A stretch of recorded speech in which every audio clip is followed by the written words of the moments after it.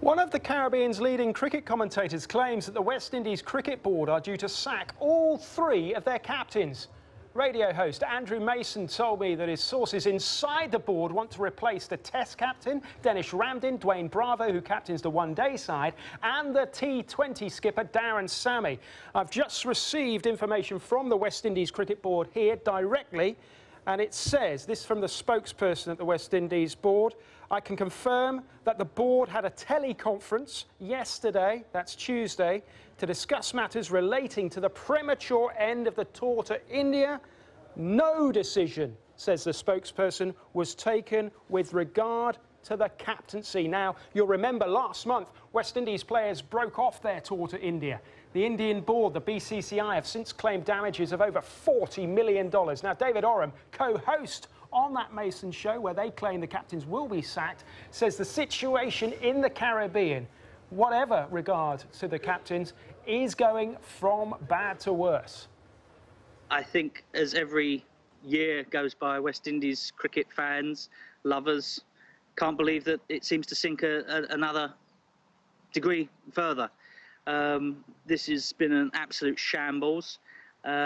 Different people are attaching different blame to whether it's the players, the West Indies Cricket Board or the Players Association. They're all to blame.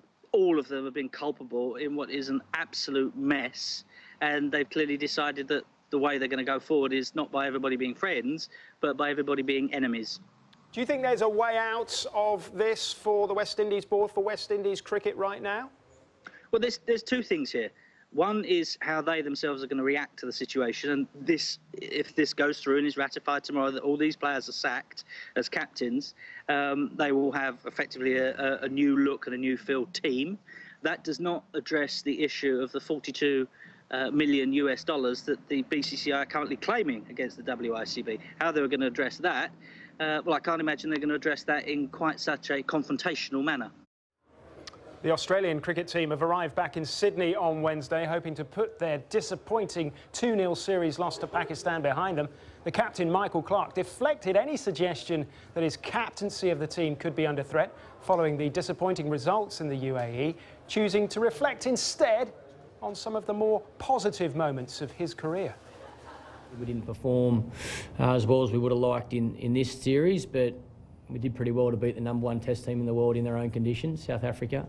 We did pretty well to win the Ashes 5-0. I hope I'm doing the team justice as their leader, as captain.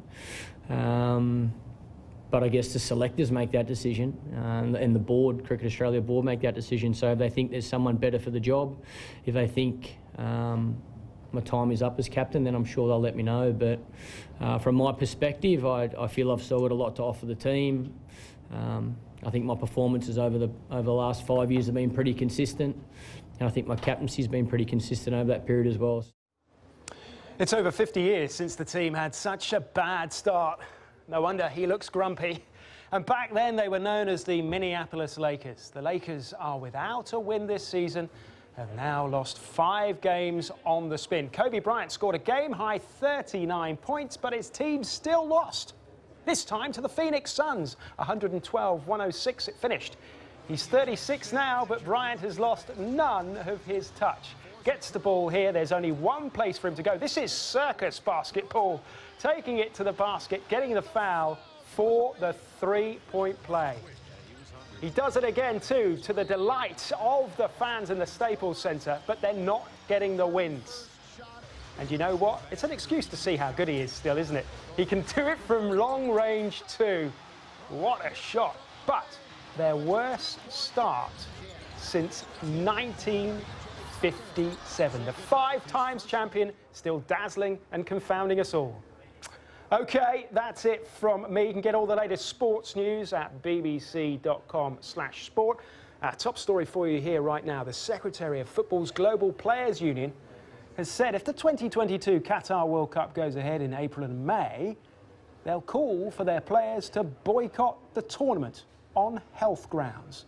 That's our top story. Go to the website for more. Also, the West Indies Cricket Board say they haven't decided on the captaincy of the national teams. That for you is Sport Today.